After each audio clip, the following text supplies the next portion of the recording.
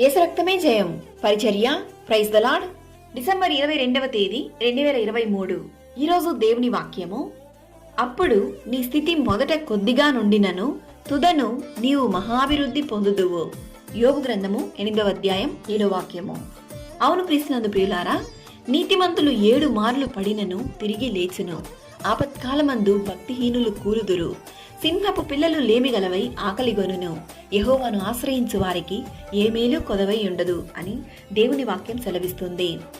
ఎవడనూ తెలుసుకొనలేని మహత్తైన కార్యములను, లెక్కలేనన్ని అద్భుత క్రియలను ఆయన నీ జీవితంలో చేయడానికి సిద్ధంగా ఉన్నాడు.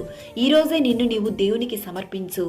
నీ స్థితి ఎంతో హీనంగానూ, వేదనతోనూ, దుఃఖంతోనూ, బాధతోనూ నిండి ఉన్నప్పటికీ ఆయన నిన్ను చేయి విడువడు. ఆయన నిన్ను హెచ్చించి సమస్త విధములైన ఆశీర్వాదములతో నిన్ను దీవించును. నీవు నీ సమయాన్ని వృధా చేయక దేవుని సన్నిధిలో వేచియుండుము. ప్రతి విషయంలోనూ పరిశుద్ధతలోనూ నిన్ను నీవు సరిచేసుకొనుము. నీ స్థితిని చూసి హేళన చేయు వారి ఎదుటనే దేవుడు నిన్ను అనేక విధములైన ఆశీర్వాదములతో నింపును. యేసయ్యను నమ్మిన వారు ఎప్పటికీ చేయి విడువబడరు. మన దేవుడు సజీవుడు, సర్వ సృష్టికర్త, సర్వశక్తిమంతుడు. మనుషులకు అసాధ్యమైన కార్యము దేవునికి సాధ్యము. కావున పూర్ణ హృదయంతో దేవుని యందు విశ్వాసముంచి ఆయన సన్నిధిలో ప్రార్థించుము. దేవుడు నిన్ను ఆశీర్వదించి దీవించుగాక. ఆమేన్. God bless you.